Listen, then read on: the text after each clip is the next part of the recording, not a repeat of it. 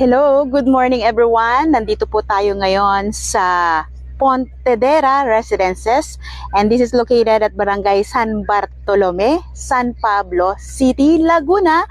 So, ngayon, makikita nyo po sa aking likuran, ayan na po siya. Ito na po yung ongoing construction po na house type which is ang duplex.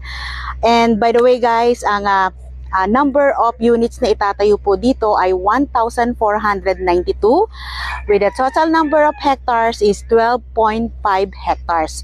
So ang mga house type na itatayo po dito ay townhouse 44, ito yung regular townhouse, townhouse with carport, duplex with garage of course, and the last one is ang single attached.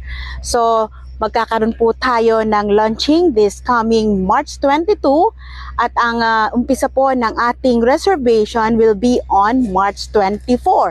This is through online reservation po. So ang unang bubuksan po na house type ay ang Townhouse 44 at meron din po tayong duplex. So sa mga nearby area po ng San Pablo, Laguna, dito na po kayo mag-invest dahil nasa pre-selling stage pa po ito at talagang kayang-kaya pa po natin. Very affordable ang monthly equity which is for as low as 3,111.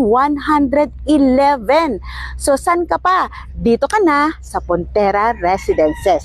So inuulit ko sa mga gustong mag-invest na talagang very affordable pa po ang price. Let's make your dream home happen here in Pontedera Residences. Thank you so much for watching. Bye-bye. God bless.